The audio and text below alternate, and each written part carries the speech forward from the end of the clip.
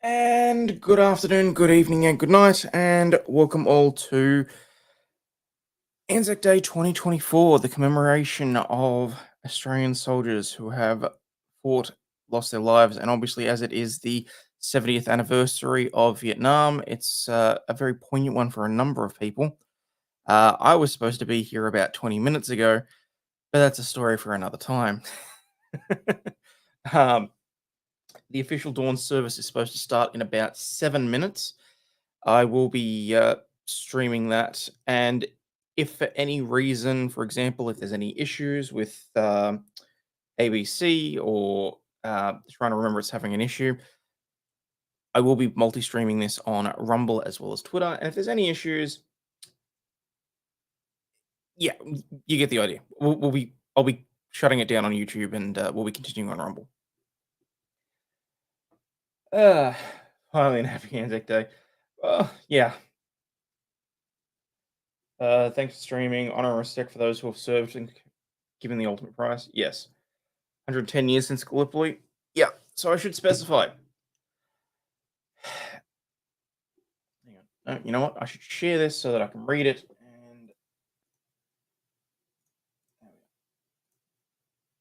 And April 25th, the date of the landing of the at Anzac Cove on the Dardanelles Peninsula. April 25th was chosen as the day that would become our national day of commemoration. Australian and New Zealand troops landed on 25th of April 1915, where they, along with the Commonwealth forces, held the ground against almost impossible odds for the next 8 months against Turkish forces determined to defend to the death their own homeland. The British action planned to secure the heights overlooking the forts guarding the narrow straits at the entrance of the Sea of Marmora. The purpose was to silence them and allow the French and British Navy to proceed to Constantinople. Now Istanbul, now Constantinople, now Istanbul. Oh, that was disrespectful. My apologies. And by a show of force, convince the Turkish government to capitulate and come to the side of the Allies. The plans did not bear fruit, and what ensued was a tremendous series of battles by both sides for the next 8 months. Both sides suffered horrendous casualties among many ravines and gullies of the rugged battlefield on which the Anzac tradition was formed, and that has become the benchmark of the standard of courage, mateship, and determination that has set the example for all Australians to follow. The stories about what actually happened at Gallipoli have been passed down for many, many years. And the respect for the Australian soldiers, for the Turkish soldiers that fought, every year there is um, every year there's a commemoration at Gallipoli. Turkey is very gracious to allow a delegation of Australians and parliamentarians, and I believe that Anthony Albanese is going to be there this year, um, to attend at Gallipoli in order to commemorate and remember all those who lost their lives. But the level of respect amongst the soldiers as well, because of how it was handled, is quite well known. Just want to check whether or not. Okay, it's due to start in 3 minutes 45. There's no guarantee that it'll actually start on time either, which is after the dawn service in an hour or so. Excellent. I do encourage any of you that are here in Australia to go and attend physically. I know that there's a number of places where tickets are no longer available for certain things, but obviously the marches that start and the actual commemoration ceremonies are basically it's Veterans Day for Aussies. Yeah, it's kind of Veterans Day mixed with, I want to say, Memorial Day. Hang on, let me check something.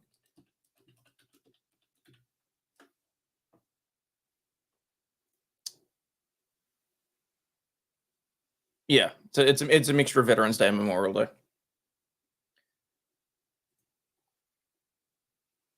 ANZAC, originally an acronym for the Australian and New Zealand Army Corps, was used by the clerks of General Birdwood's staff at the headquarters in Shepherd's Hotel in Cairo, Egypt. The word ANZAC was approved by General Birdwood as the code word for the Corps when the Corps was proposed by Major C.M. Wagstaff. Is thought that the suggestion came from Lieutenant A.T. White of the Royal Army Service Corps. It's recorded in the official history that it was some time before the code word became general use, and that the landing on 25th April 1915, many men in the division had not actually heard of it. After the landing, General Burnwood gained permission to use the name for the area to occupy the Australian and New Zealand Armed Forces. Usually attend the dawn service, but cannot this morning, so I'm glad to be here with us. Good, I'm glad.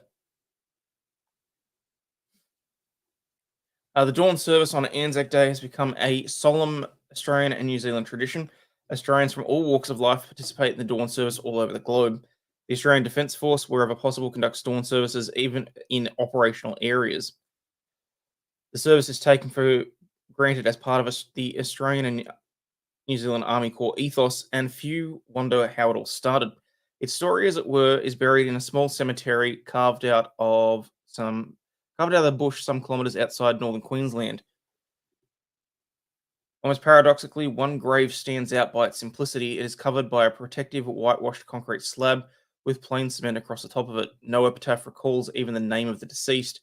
The inscription on the cross is a mere two words: a priest.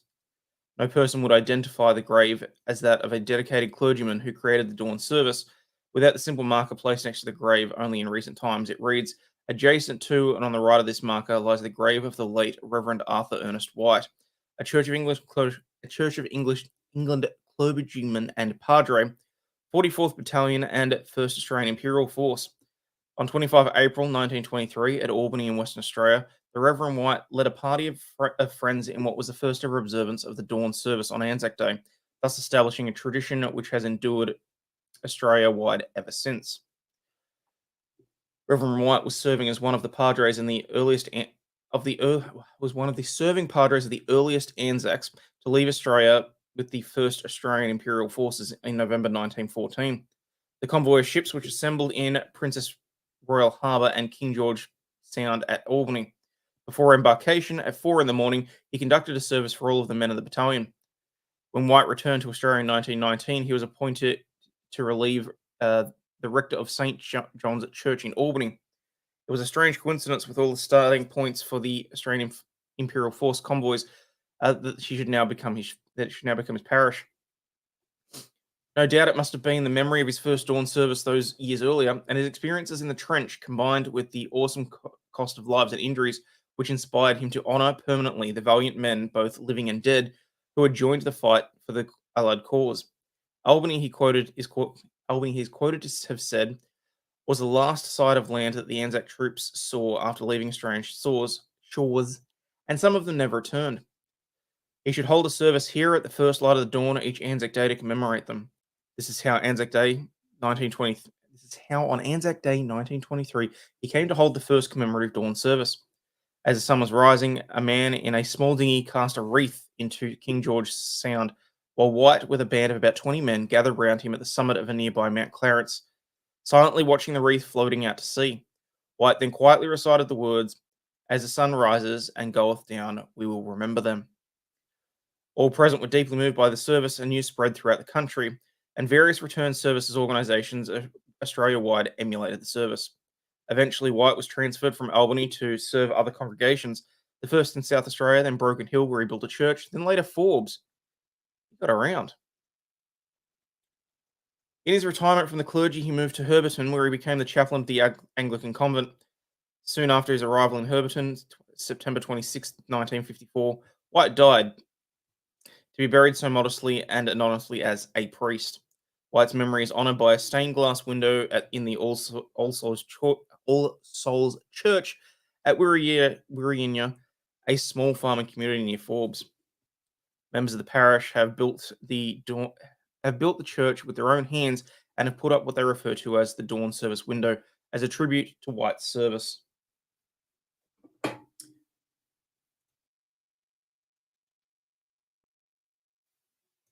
Oops, I'm behind.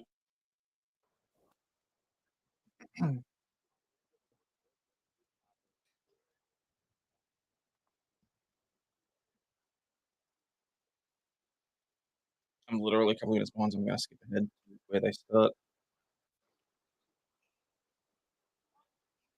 Will begin soon.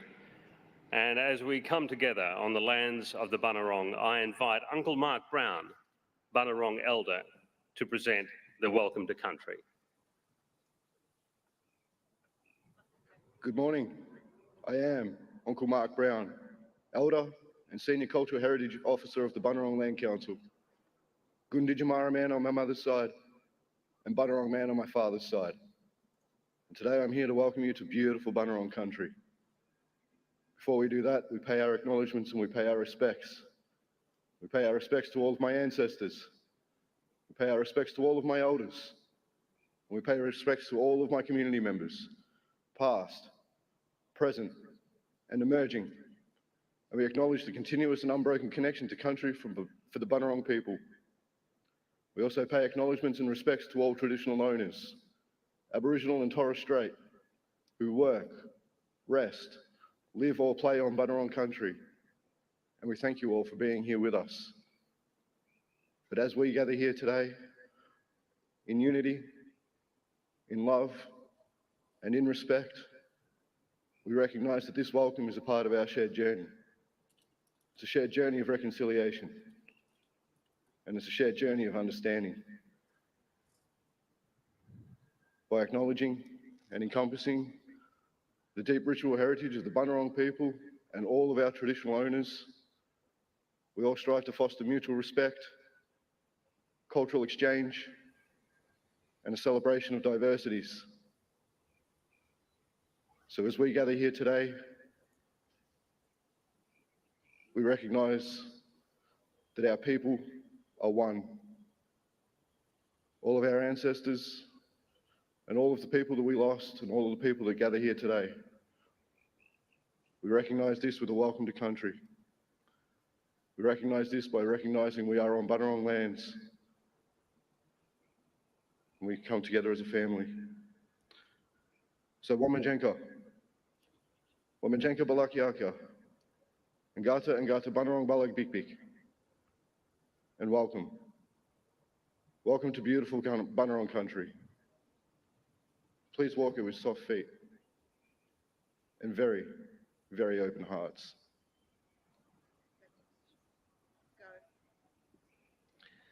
Mark, thank you very much, Uncle Mark. Ladies and gentlemen, the dawn service will begin shortly.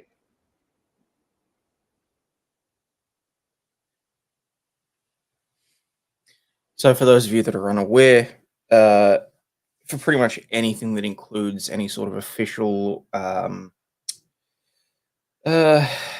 significance in Australia, we have what's called the Welcome to the Country, where the native Australians welcome everybody, including those of us that already live here, to attend whatever the event is. It's not really appropriate for me to comment on it today, so I'm not going to. But that's really what that was, and I'm hoping that they move on reasonably quickly to.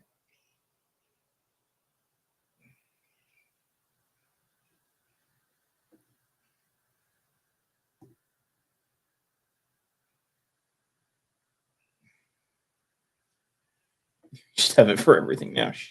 Yeah. And look, to be honest, I think on Anzac Day, it's probably one of the appropriate days for that.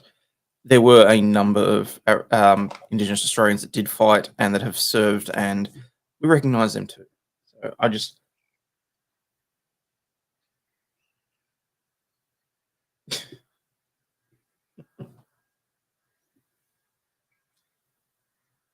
I started the same thing here, except it's just a land acknowledgement usually. Oh, there you go.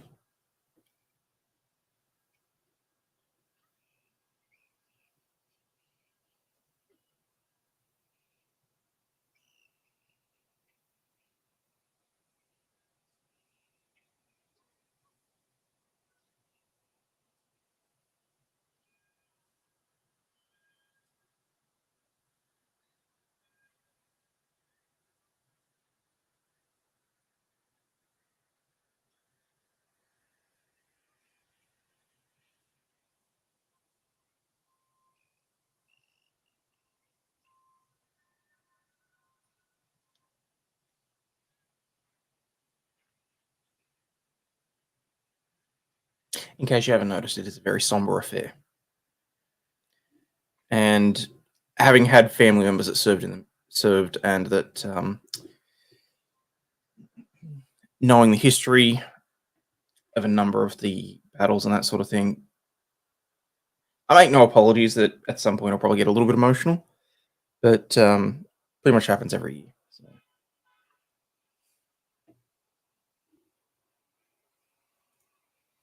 In the artillery, I remember firing the 105s at the dawn service in Kings Park many years ago. Oh, wow. Thank you very much, Tom, for your service. We have land acknowledgement in the US in lefty places. Ridiculous. What about the tribe that was there before the last tribe took over? One away, ABC Vicar showing the Canberra service and not the Shrine of Remembrance. That's a very good question.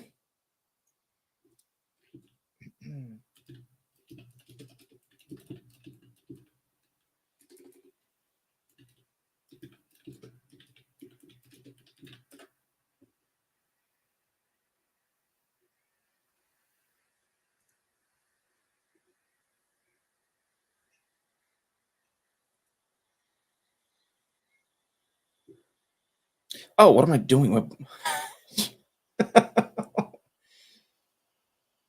Can't get the we're watching the Melbourne one, or we should be doing. This is the Shrine of Remembrance feed. So this is Melbourne.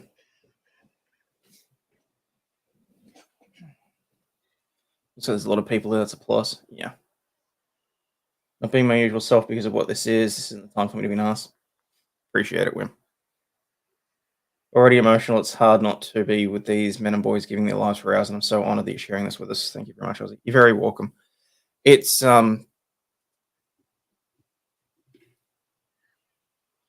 reverence for this is one of the few things that still seems to continue, and the fact that people are now turning on this is quite disappointing and distressing, if I'm completely honest.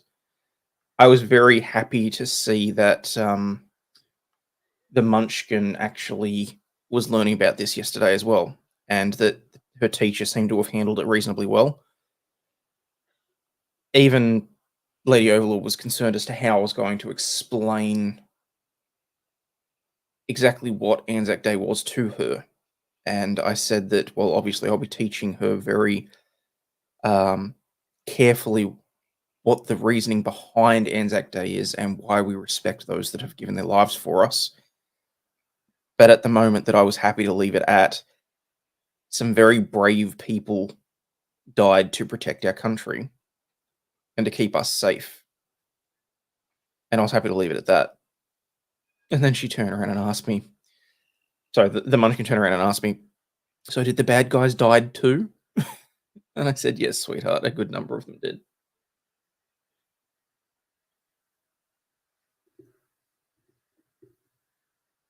And I was... Actually, you know what? Hang on. Give me a second. I'll go and get the pamphlet that the teacher had them colouring.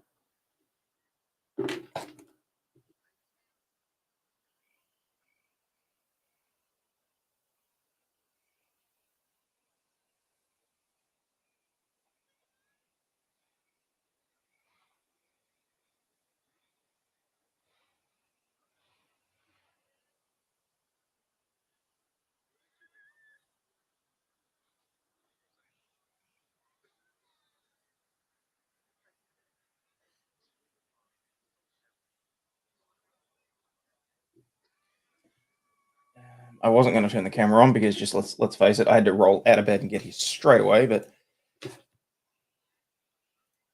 I will bring that back. So it's a little colouring in pamphlet they had to do, and I'm actually extraordinarily pleased with this. The letters in the words ANZAC stand for Australia and New Zealand, the New Zealand Army Corps. On Anzac Day, we remember those who served in a war. We lay floral leaves to thank them for our freedom, lest we forget. Oh my god, I can't believe I just stuffed that up. So I'm actually really happy about that. Are those poppies? Yes. All right, I'm going to shut up now. Harold Edward Elliott was an Australian officer. He landed at Gallipoli on this very day in 1915. with 16,000 other ANZACs. Pompey Elliott, as they called him, was a tough but emotional man.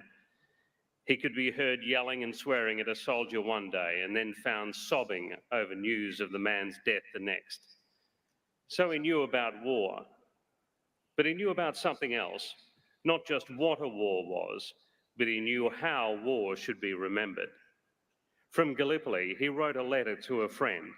He said, "When someone speaks to you of the glory of war, just picture yourself in a narrow trench, 2 or even 3 deep with bodies, mangled and torn by bombs, blackened and bloated by decay, and think of them as though they had once been your best friends, and then live among them for days.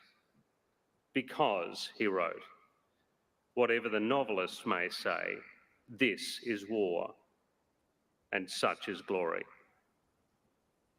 In that letter, Pompey Elliott seemed to forge the way his country should talk about war ever since. We don't decorate war as though it was a Christmas tree or use poems like beautiful paintings covering ugly walls.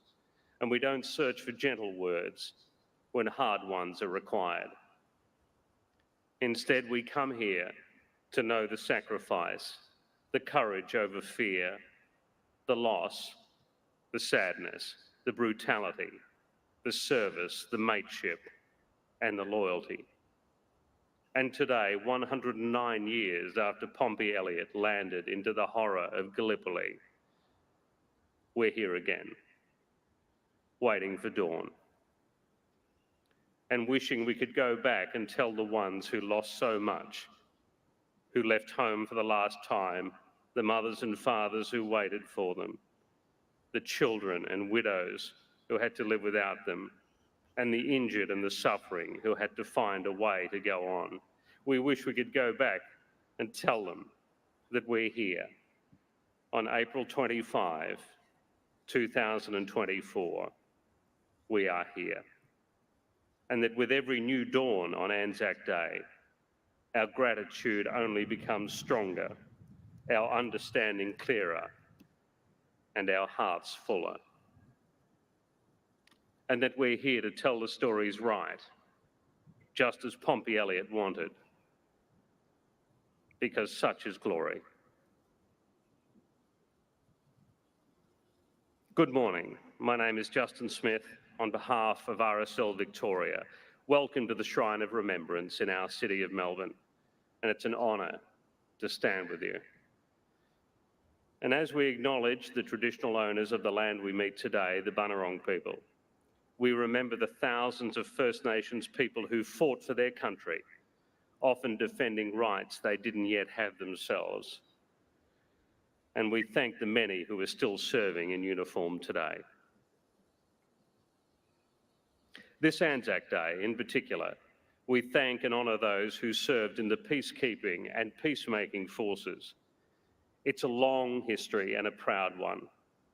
Australians were the first ever peacekeepers on the ground. That was 1947, Indonesia, as the Dutch forces withdrew. Those first peacekeepers were Brigadier Lewis Dyke, Navy Commander Henry Chesterman, Air Force Squadron Leader Lou Spence, and Army Major David Campbell. Since then, 70,000 Australians have followed them for peace. Because somewhere there's always the beginnings of a fight, or the middle, or the painful aftermath.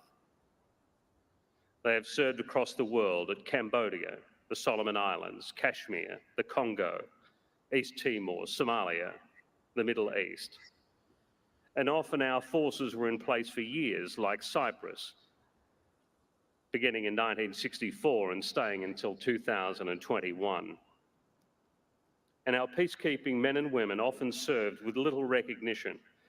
Perhaps it's because the word peace can soften the reality of their duty and make the trauma they endured seem less damaging.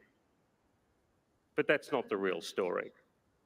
And not all our people got to come home when the job was over. In 1988, Captain Peter McCarthy was killed by a landmine in Lebanon. A comrade put it beautifully and simply. Peter was a bloody good soldier. Major Susan Fulcher, a medical officer, became the first woman since World War II to be killed in an overseas military operation when the small plane she was in crashed in Western Sahara, 1993. On her gravestone, it reads, "Blessed are the peacemakers." Private Jamie Clark, a paratrooper with 3rd Battalion, Royal Australian Regiment, died in the Solomon Islands in 2005 while searching a cave for weapons. His mother still describes him as my son, my soldier, my hero. Many times against their training, our peacekeepers could not fight back, and this brought its own unique trauma as they witnessed human beings at their worst, when the enemy was not always clear and the allies not always reliable. Corporal Robin White was a combat photographer with our forces in Rwanda. She arrived the day after the Kabeo massacre, where thousands were killed. She pointed her camera at what she thought was a rubbish tip in the distance. And then as she scanned down, she focused on the first body. It was a child. Then she lifted the lens again to see that it wasn't a rubbish tip at all, but just more of the same. Many, like Robin White, had to bring those horrors home, often surrounded by people who had never heard of the places they'd been. To our peacemakers and our peacekeepers, you have our thanks and our love. You make us proud, and we're sorry if that pride has ever been too much in silence. Because as we look at the world now, we know you'll be needed again. Such is glory. Many Australians who served in the air or on land or the sea would never have thought of themselves as leaders and never expected to make decisions that would mean the death or survival of others. But they became leaders just when we needed them. General Sir John Monash is considered the greatest of our wartime leaders, and long before his name was a city council, a university, or a well-driven freeway, Monash was commander at the Western Front. He inspired, not with pomp, but with plans. And he brought his men with him, so his plans were their plans too. And a belief that war did not exist just so he could be a general, but rather that he was a general so they could get it over with and get on with the business of peace. And beyond the top brass, the list of Australian leaders goes on, like Jack Kirby, Company Sergeant Major, and a hero at Vietnam's Battle of Long Tan, where he risked his life to carry wounded, supply his men with ammunition, and hold their spirits through the long fight. Albert Choan was a leader, but first he was a lad cutting shirts at David Jones. And then came World War II, and he joined up as a private. But in just a few short years, he was a lieutenant in New Guinea, where his platoon was being torn up by machine gun fire, and he led a charge urging his men to follow. He was hit twice, but he kept going until he was killed. And just before the fight, Albert sent roses to his beautiful new wife, Daphne, back home. The flowers arrived right before the news of his death. Captain Reginald Newton was a leader, taken prisoner by the Japanese in 1942, and after 60 hours of interrogation, found himself the highest-ranking Australian among the POWs. So he led and protected the lives of his men by risking his own and standing up to their captors. Royal Australian Navy Captain Hector Waller was a leader, a boy from Benalla who served in both World Wars and was called the outstanding officer of his generation. He was killed at the Battle of Sanders Strait, and the last order he gave after the HMAS Perth was hit by torpedoes was for his men to abandon ship, an order that he himself didn't obey. Warrant Officer Keith Payne, Victoria Cross recipient of the Vietnam War, who turns 91 this year, has a firm and simple philosophy on leadership. He says, you either accept the responsibility or you bloody well don't. Well, the more than 40 men that he saved one night in 1969 were bloody well glad he did. But sometimes our leaders had no rank and there were no medals waiting for them. Lillian Cooper was only the second woman in Australia to become a doctor. And before the Great War, she was described as a skilled and cool surgeon. She was also called a tall and energetic woman who was prone to bad language. So we can only imagine her response when fighting began and she wanted to serve, but was told to stay home and knit for the soldiers. She didn't. Instead, she volunteered with the Scottish Women's Hospital and went to the Serbian front, 1914, where she found that too many wounded men were dying on their way to hospital. So she set up a dressing station with a team of all women and put themselves dangerously close to the front, risking their lives to save lives. But it's what real leaders do, and it's what our leaders in war did for us.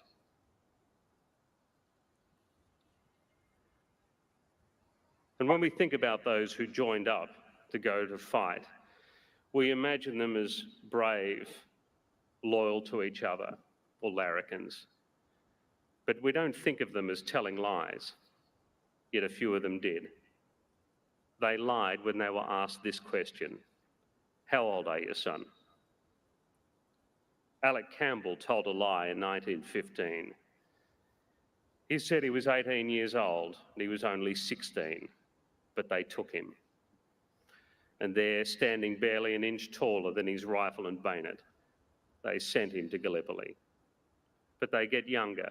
Private Douglas Wood told them he was an 18-year-old baker from Hawthorne. He lied. He was a 14-year-old schoolboy, and soon he was a 14-year-old schoolboy serving on the Western Front with the 59th Infantry Battalion, where he was killed at the Battle of Fromelles. And they get younger still. Private James Martin was not that long out of the Glenferrie Primary School when he threatened to run away from home if his parents didn't let him join the big adventure. Don't worry about me. I'm doing splendid over here, he wrote his parents from Gallipoli. I remain your loving son. He became ill and died on the hospital ship and buried at sea, still only 14 years old. It's easy to think of it as another time, almost another world, but we know that children are children, just as beautiful and just as irreplaceable as the ones rugged up and standing with us this morning. The boy soldiers didn't lie to get a drink or drive or to impress. They lied because they were in a hurry to serve. We wish they didn't, but we feel a sad, aching pride that they did. And how can we ever repay them for those lies? The loss of the young will always be war's most painful consequence. And searching through the records or walking along a row of gravestones, you can see the names of people we lost and that small number beside it. Corporal Matthew Hopkins, Afghanistan War, 21 years old. Ordinary Seaman Ray Butterfield, Vietnam War, 18 years old. Lance Corporal William Murphy, Korean War, 22. Spitfire pilot, Flying Officer Neville Fleming, World War II, 19 years old. Private Benjamin Renato, Afghanistan War, 22. Lieutenant Nurse Barbara Black, Vietnam War, 25. Flying Officer Neil McKissick-Thulis, Second World War, 22. Sapper Jamie Larkham, Afghanistan War, 21. Ordinary Seaman Edward Teddy Sheehan, Victoria Cross recipient, World War II, 18 years old. Some are at rest around the world at places like Villers-Bretonneux, where the soil seems full of an entire generation, and some are here at home in war cemeteries like Springvale, by the gum trees. and some were never found. But though the headstones may look a bit the same, each person went to war with the things that made them unique, their own skills and beliefs and things that made them happy, and their own plans for what to do when it was over. And all of them had people waiting at home, wanting nothing more in this life than just to see them again. But like the more than 103,000 other Australians killed in war, the number of their last birthday is frozen forever, and their lives will always be incomplete, and they did it for us. For our futures, and we know that we can never live enough years or see enough dawns on ANZAC Day to ever fully thank them. It's almost morning, and those words of Harold Pompey Elliott sit with us in the dark. This is war, and such is glory. His caution never to let the stories become too pretty. So it would dishonour this courageous and inspiring man who lived through some of the world's fiercest battles not to tell the end of his story.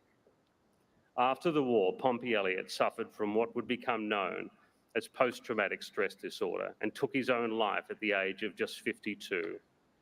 As a member of our Defence Force, this suffering and this ending is not unique to him. It wasn't then, and it isn't now.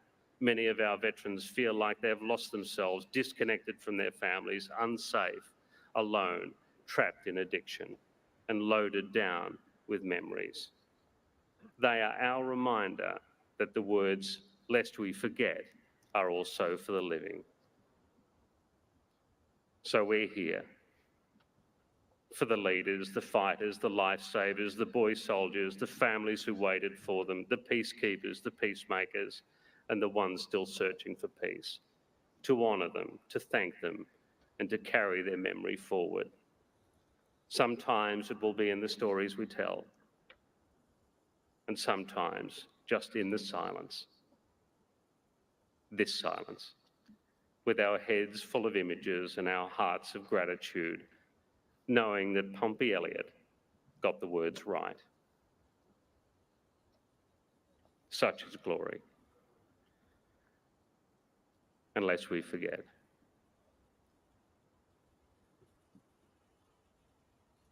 With the official party, please be upstanding for the dawn service.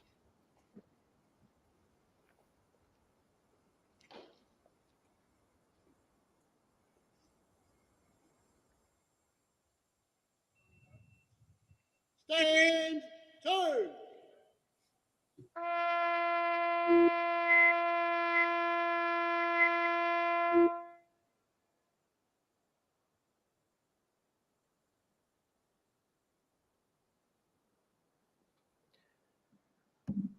Dr. Robert Webster, State President, RSL Victoria, will recite from the Ode.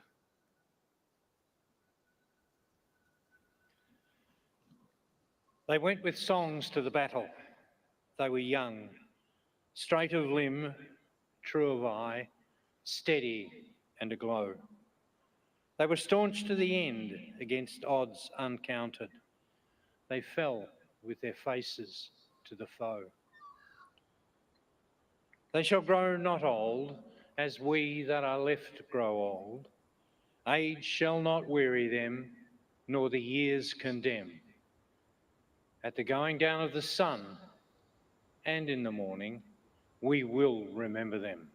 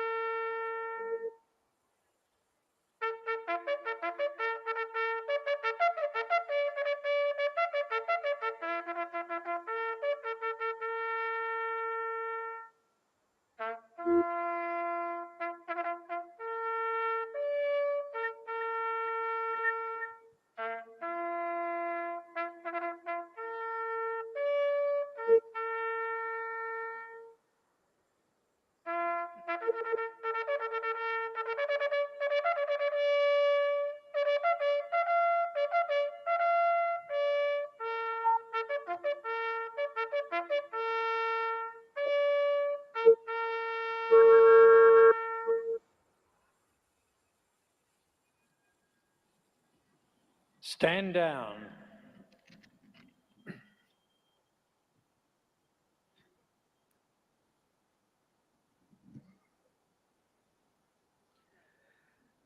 Would the members of the official party please be seated? I now invite Her Excellency Professor the Honourable Margaret Gardner, Governor of Victoria, to present the ANZAC Day address.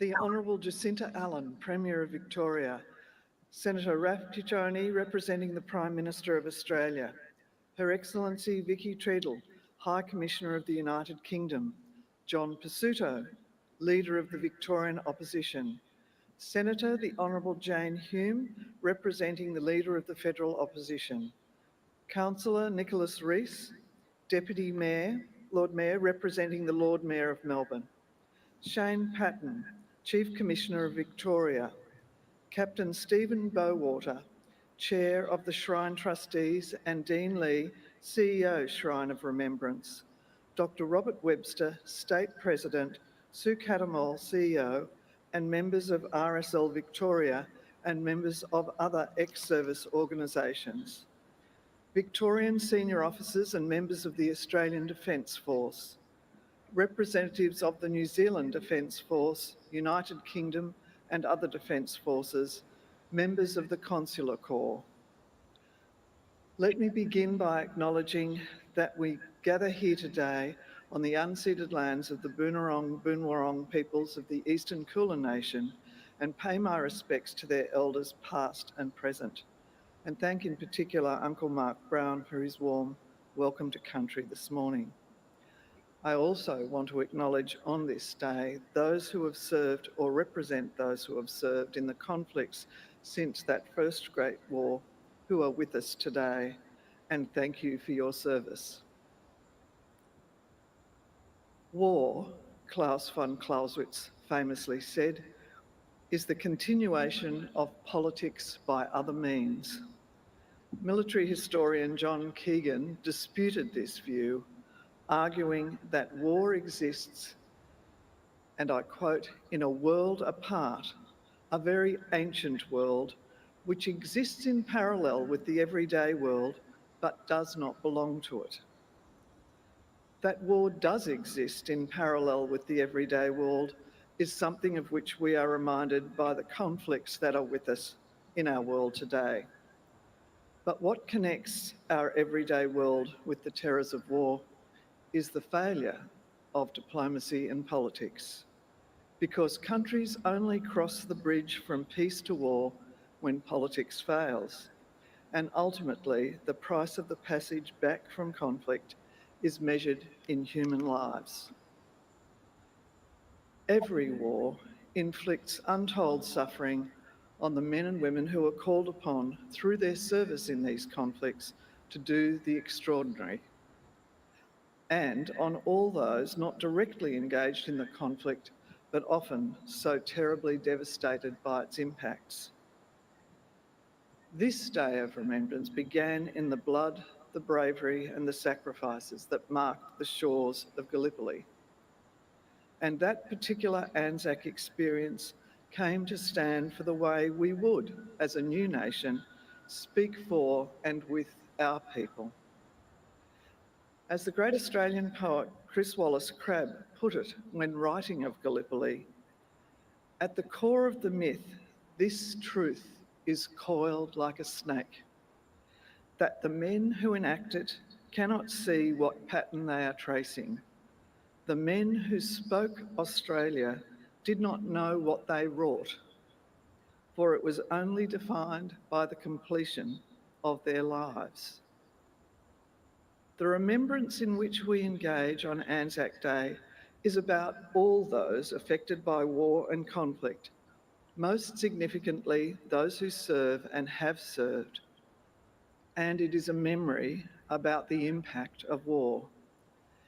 ANZAC Day matters not only because of the stories that were recorded, but because of the stories that went unrecorded, those who volunteered their lives and were not singled out for mention. We are here then to remember all those who cannot be remembered, the lost, the forgotten, the unknown. And we are here to promise to remember the human cost of conflict before we ever return to that parallel world of war. This is why it's right that this year's commemorations are shining a light on peacekeepers, peacemakers, and peace builders. After all, the best way to honour the sacrifices of those who have served our nation in wartime is to make every effort to promote and protect peace. Since 1947, Australia has been involved in 62 multilateral security operations in the pursuit of peace. Our participation in peacekeeping operations began when Brigadier Lewis Dyke, Major David Campbell, Commander Henry Chesterman and Squadron Leader Lewis Spence oversaw and reported on the conflict arising from Indonesia's push for independence. This year, for the first time, veterans of peacekeeping operations are leading Melbourne's ANZAC Day commemorative march. The Australians who lost their lives in those peacekeeping missions, Australians from our police and defence forces, are listed, together with another 103,004 men and women on the Australian War Memorial's Roll of Honour. All the names on the Roll of Honour matter, and they are written in the heart of our nation. Their sacrifices raise a question impossible to answer. How many lives were saved as a result of their ultimate sacrifice? I have no doubt that those who have served in peacetime and war have saved an untold number of lives.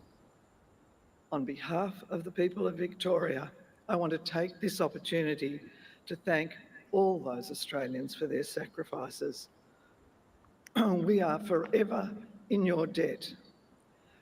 Yet as we remember all those on this ANZAC Day in 2024, let us remember this day also marks 110 years since the first Australian casualties of World War I, 80 years since Australian forces won the battle for New Guinea, and 10 years since combat operations in Afghanistan ceased. Join with me in the hope that our commitment to peace will keep us from crossing that bridge to war once more and save us for peace and the keeping of the peace, lest we forget.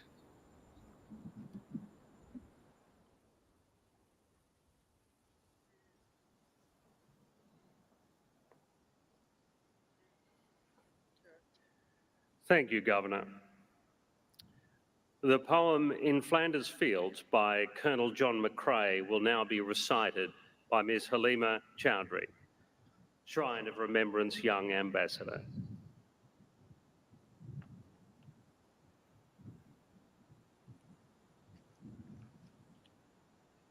In Flanders fields the poppies blow, between the crosses, row on row, that mark our place, and in the sky, the larks, still bravely singing fly, scarce heard amid the guns below.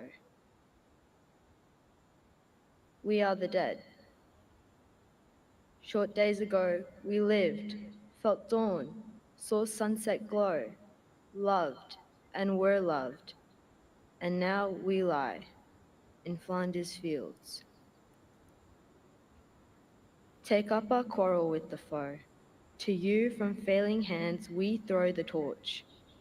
Be yours to hold it high. If ye break faith with us who die, we shall not sleep, though poppies grow in Flanders fields.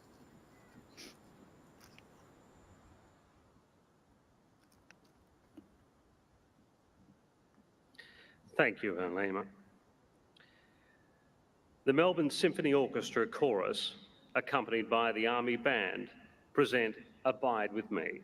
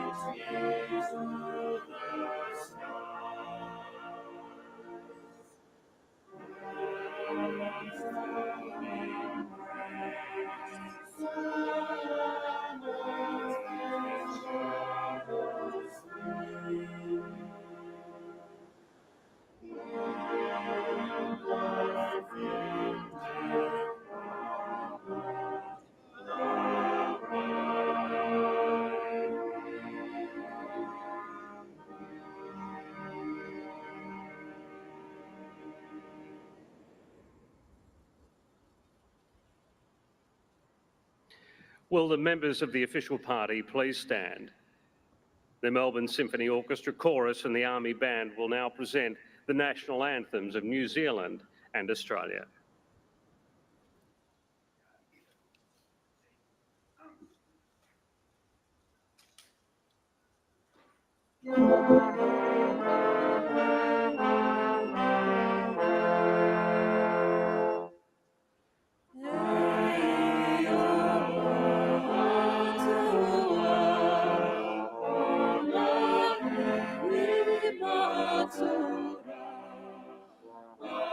Matura,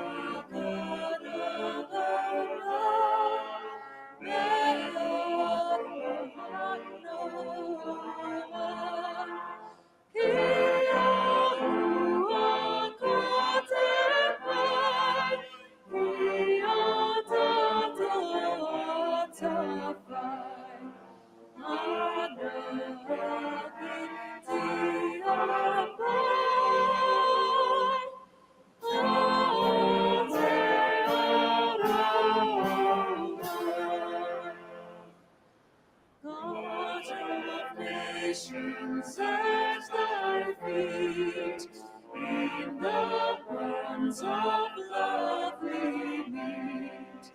Hear our voices we entreat, the deep and a free land.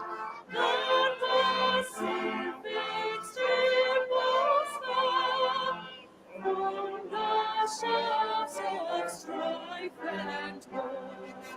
Make the praises heard of all.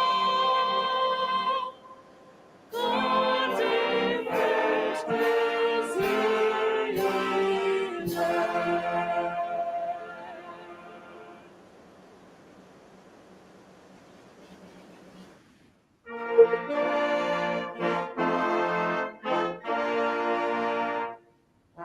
Australia's own, let us rejoice, for we are one and free. With golden soul and wealth for toil, our home is girt by sea. Our land abounds in nature's gifts, for beauty rich and rare. In history's page let every state advance Australia fair. In joyful strength then let us sing, advance Australia fair.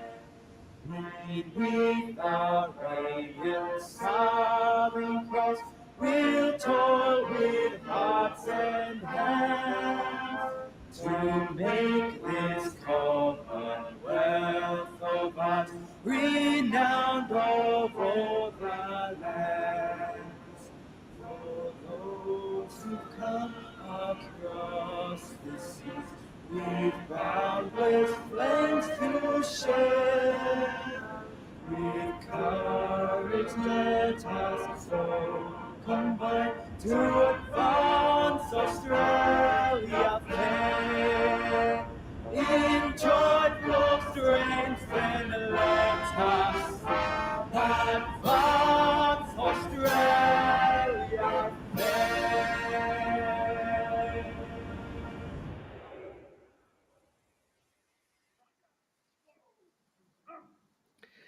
The official party will now move to the sanctuary of the Shrine of Remembrance, where the Governor will lay a wreath.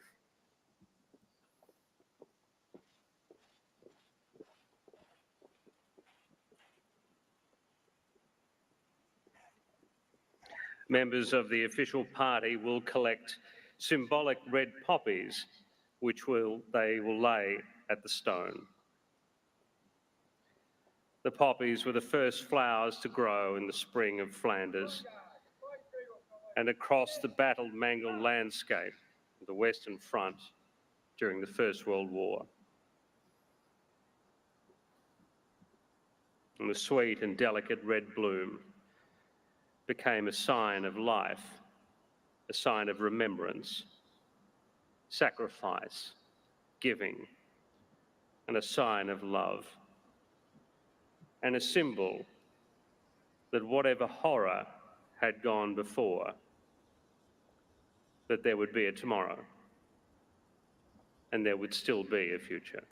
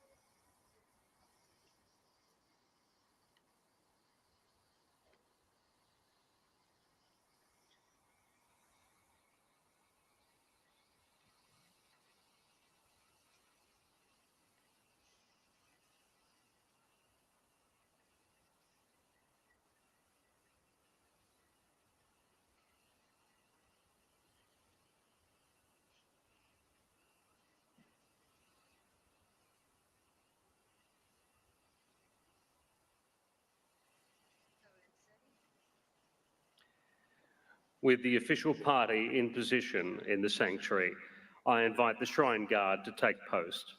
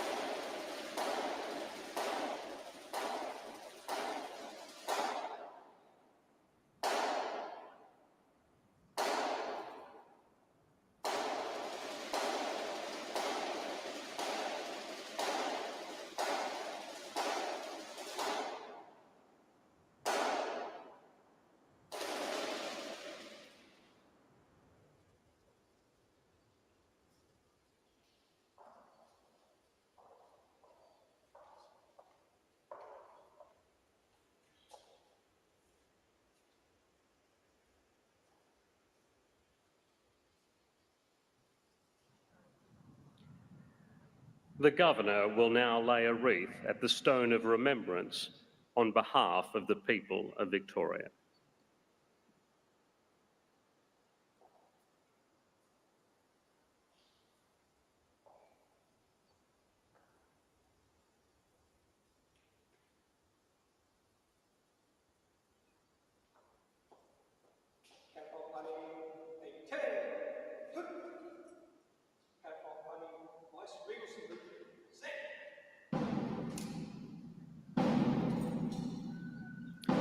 The Governor will now depart the sanctuary, while the pipes and drums of 5th 6th Battalion, Royal Victoria Regiment perform Sands of Kuwait with the Army Band.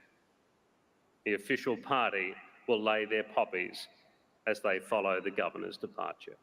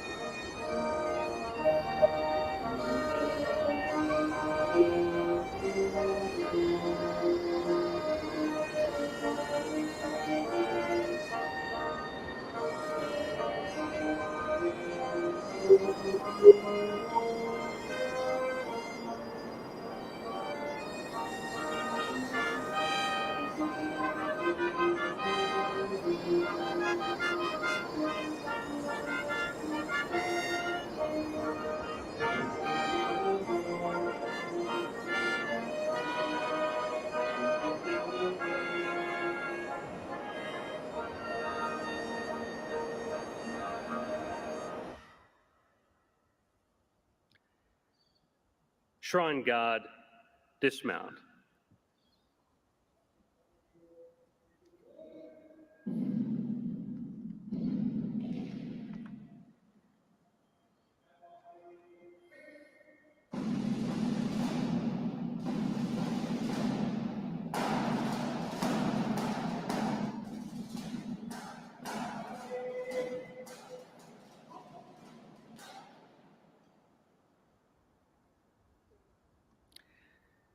That concludes the ANZAC Day dawn service. You will shortly be invited to lay a poppy in the sanctuary, and you'll be welcome to make your way to the North Steps. On behalf of RSL Victoria, thank you for joining us here at the Shrine as we make our quiet promises to always remember those who served and those who loved them and miss them still. Good morning, and lest we forget.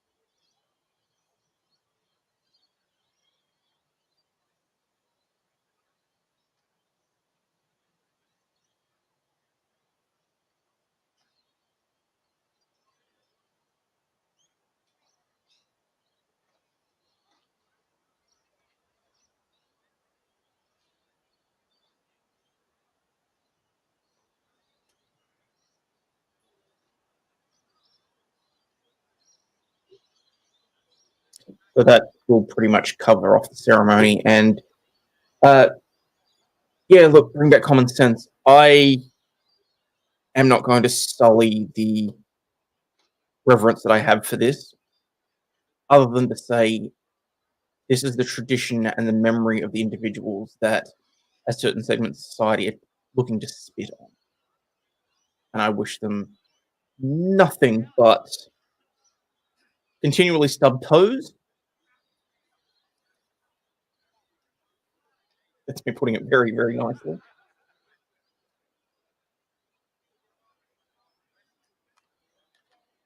No, thank you, Bush. I hiked up the audio so that I could make sure that everyone heard everything.